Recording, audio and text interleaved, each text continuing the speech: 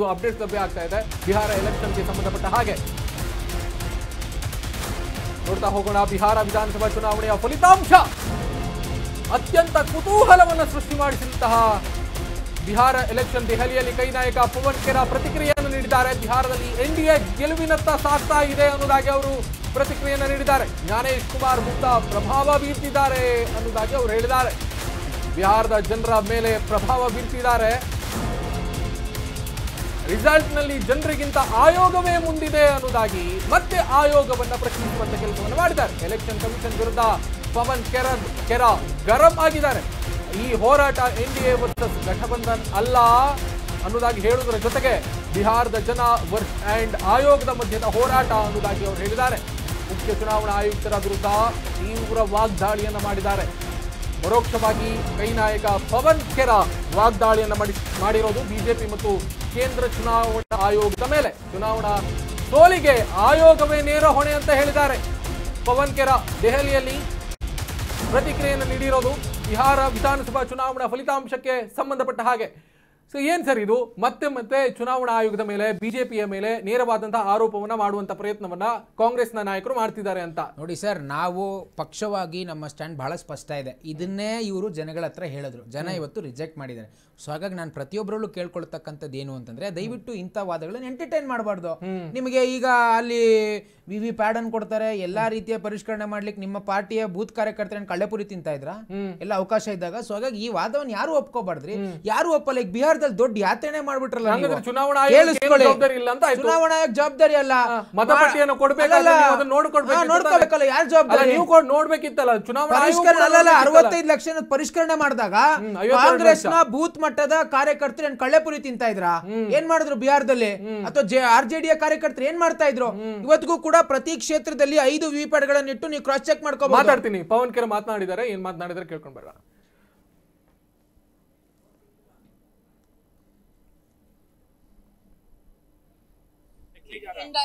Well, I'm saying it directly. There was a book we all read as children, To Serve with Love. तो अभी शुरुआती रुझान है, थोड़ा इंतजार कर रहे हैं. शुरुआती रुझानों में जरूर लग रहा है कि ज्ञानेश कुमार गुप्ता भारी पड़ रहे हैं बिहार की जनता पर. लेकिन आने वाले कुछ घंटों में स्पष्ट होगा कि बिहार के लोग भारी पड़ेंगे ज्ञानेश कुमार गुप्ता पर या ज्ञानेश कुमार गुप्ता ही भारी पड़ेंगे. देखते हैं, इंतजार कर रहे हैं.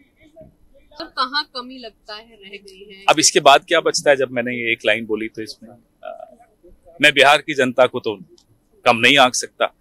उन्होंने पूरा हिम्मत दिखाई है, SIR के बावजूद दिखाई है, वोट चोरी के बावजूद दिखाई है.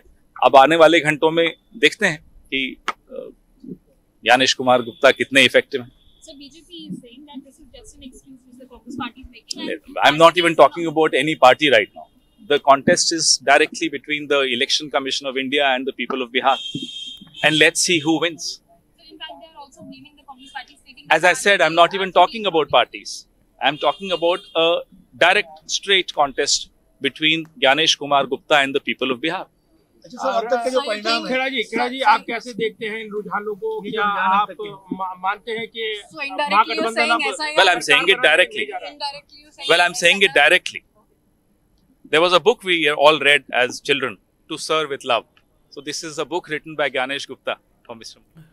ಸೊ ಗೌಡ್ರೆ ಬಹಳ ಪ್ರಮುಖವಾಗಿ ಖೇರಾ ಆರೋಪ ಮಾಡೋದನ್ನ ನಾವು ತೀರಾ ಅಲ್ಲಗಳೆಯೋದಕ್ಕಾಗಲ್ಲ ಅನ್ನೋದಾಗಿ ನಾವಿಲ್ಲಿ ನೋಡಬೇಕು ಚುನಾವಣಾ ಮುಖ್ಯ ಆಯುಕ್ತರನ್ನ ಏನು ನೇಮಕ ಮಾಡುವಂತ ಸಂದರ್ಭದಲ್ಲಿ ರಾಹುಲ್ ಗಾಂಧಿ ಅವರನ್ನ ನನ್ನನ್ನ ಅಂದ್ರೆ ಅವ್ರು ಹೇಳೋದು ನನ್ನನ್ನ ಪರಿಗಣನೆಗೆ ತೆಗೆದುಕೊಂಡಿಲ್ಲ ಅಂತ ಸಂವಿಧಾನಾತ್ಮಕವಾಗಿರುವಂತಹ ಒಂದು ಜವಾಬ್ದಾರಿ ಇದೆ ವಿರೋಧ ಪಕ್ಷದ ನಾಯಕನಿಗೂ ಕೂಡ ಅಲ್ಲಿ ಜವಾಬ್ದಾರಿ ಇದೆ ಸಂಸತ್ ಸದಸ್ಯರು ಕೂಡ ಜವಾಬ್ದಾರಿ ಇದೆ ಅದನ್ನ ಮಾಡಿಲ್ಲ ಅನ್ನೋ ಕಾರಣಕ್ಕೆ ನೇರವಾಗಿ ಕಾಂಗ್ರೆಸ್ ಆರೋಪ ಮಾಡ್ತಾ ಹೋಗುತ್ತೆ ನೋಡಿ ಈಗ ಅವ್ರು ಆರೋಪ ಮಾಡಿದ್ರು ಕೂಡ ಈ ಹಿಂದೆ ಕೂಡ ಆರೋಪ ಮಾಡಿದಾಗ ಇಲ್ಲೇ ಚುನಾವಣಾ ಆಯೋಗಕ್ಕೆ ಬಂದಿದ್ರು ದೊಡ್ಡ ಯಾತ್ರೆ ಏನ್ ಮಾಡಿದ್ರು ಕರ್ನಾಟಕದಲ್ಲಿ ಹೋಗಿ ಕಂಪ್ಲೇಂಟ್ ಕೊಡಿ ಅಂದ್ರೆ ಯಾಕೆ ಕಂಪ್ಲೇಂಟ್ ಕೊಡ್ಲಿಲ್ಲ ಒಬ್ಬ ಸಂವಿಧಾನಾತ್ಮಕ ಹುದ್ದೆಯಲ್ಲಿರುವಂತ ಒಬ್ಬ ನಾಯಕ ನನ್ನ ಮಾತನ್ನು ಕೇಳಬೇಕು ಅನ್ನೋದನ್ನ ಅವ್ರು ಕೇಳಬೇಕು ಅದೇ ಆಗುತ್ತೆ ಸರ್ವಾಧಿಕಾರಿ ಧೋರಣೆ ಅಲ್ವಾ ಚುನಾವಣಾ ಆಯೋಗ ಬಹಳ ಸ್ಪಷ್ಟವಾಗಿ ಹೇಳ್ತೀವಿ ನೀವೊಂದು ಆರೋಪ ಮಾಡಿದ್ರೆ ಮುಖ್ಯ ಆಯುಕ್ತರನ್ನ ಆಯೋಗ ಮಾಡಿರೋದು ಸರ್ವಾಧಿಕಾರಿ ಧೋರಣೆ ಅಲ್ವಾ ಚುನಾವಣಾ ಆಯೋಗವನ್ನ ಆಯುಕ್ತರನ್ನ ಆಯ್ಕೆ ಮಾಡುವಂತದ್ದು ಸಾಂವಿಧಾನಿಕವಾಗಿ ಹೇಗಾಗಬೇಕು ಆಗ್ತದೆ ಅಲ್ಲಲ್ಲ ಈಗ ಇವರು ರೈಟಿಂಗ್ ಅಲ್ಲಿ ಕೊಡಿ ಅಂತಂದ್ರೆ ಯಾಕೆ ಕೊಡ್ಲಿಲ್ಲ?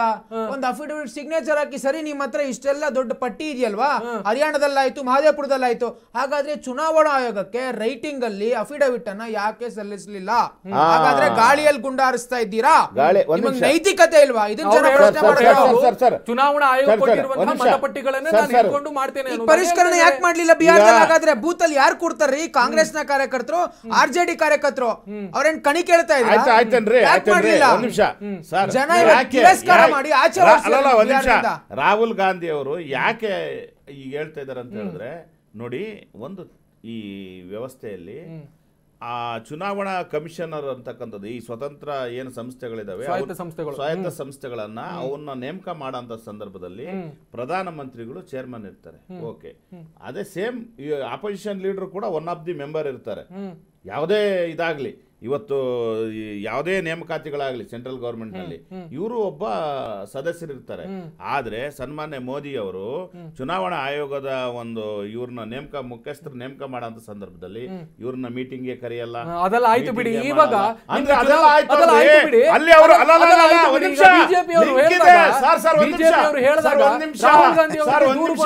ತಮ್ಮ ಮಾತನ್ನ ಕೇಳೋರ್ನ ಕೈಗೊಂಬೆ ಆಗಿರ್ತಕ್ಕಂಥವ್ರನ್ನ ನೇಮಕ ಮಾಡಿದ್ದಾರೆ. ಇವತ್ತು ಅವ್ರು ಏನು ಅವ್ರ ಅಣತಿ ಅಂತೆ, ಯಾಕಂತ ಹೇಳಿದ್ರೆ ಇವರು ಭಾರತದ ಈ ರೀತಿ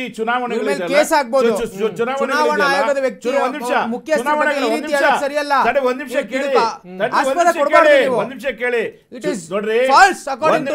ನಿಮಿಷ ಕೇಳಿ ನೋಡಿ. ನಾನು ಹೇಳ್ತಕ್ಕಂಥದ್ದು ಉತ್ಕರ್ಷ್ ಅವರೇ ಇಷ್ಟೇ. ನಾನು ಹೇಳ್ತಕ್ಕಂಥದ್ದು ಯಾವುದೇ ಒಬ್ಬ ವ್ಯಕ್ತಿ ಮೇಲೆ ಹೇಳ್ತಾ ಇಲ್ಲ. ನಾನು ಹೇಳ್ತಕ್ಕಂಥದ್ದು ಏನಂತಂದ್ರೆ, ಚುನಾವಣಾ ಆಯೋಗದಂತ ಇವತ್ತು ಅದನ್ನೇ ಹೇಳ್ತಾ ಇದ್ದೀನಿ. ಒಬ್ಬ ಸದಸ್ಯರಿದ್ದಂತ ಸಂದರ್ಭದಲ್ಲಿ ಅವ್ರನ್ನ ಮೀಟಿಂಗ್ ಕರೆದು ಮಾತಾಡಬಹುದಲ್ಲ. ಅವ್ರ ಮೀಟಿಂಗ್ ಕರೆದೆ ಇವರಿಗೆ ಸುಮ್ಮನೆ ಏಕಪಕ್ಷೀಯವಾಗಿ ನಿರ್ಧಾರ ರಾಹುಲ್ ಗಾಂಧಿ ಅವರು ಧ್ವನಿ ಎತ್ತಬೇಕಲ್ವಾ? ಧ್ವನಿ ಎತ್ತುತ್ತಾ ಇದ್ದಾರೆ.